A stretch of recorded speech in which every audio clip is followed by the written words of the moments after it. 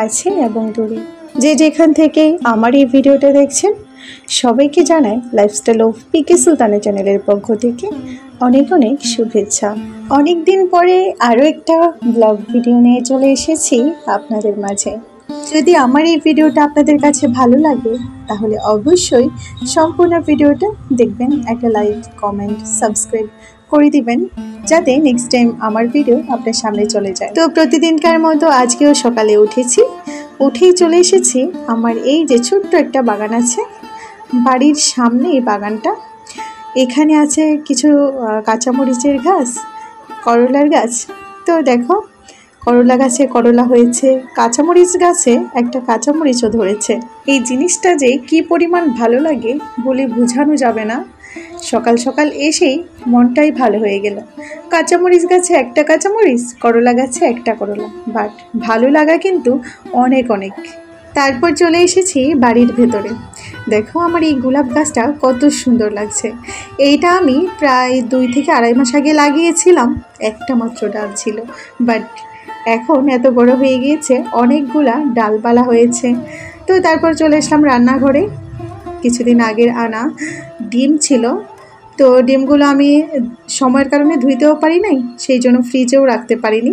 তো আজকে ভাবলাম ধুয়ে এগুলো ফ্রিজে রেখে দিই। তো আমাদের কিন্তু প্রতি মাসে 1 খাঁচি করে ডিম নিয়ে আসা হয়। আমি আর আমার শাশুড়ি মা তেমন একটা না খেলেও তোমাদের ভাই আর ডিম ছাড়া চলেই না।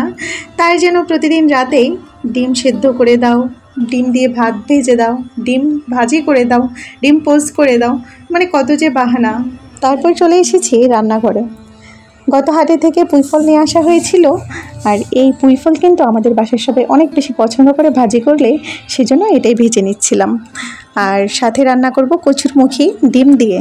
আর তোমাদের ভাইয়া বাসা থেকে বের হওয়ার আগে বলে গিয়েছিল যে কচুরমুখী দিয়ে ডিম দিয়ে রান্না করব, বাসায় এসে ভাত খাবো। তাই আমিও ঝটপট করে রান্না করে ফেলছিলাম।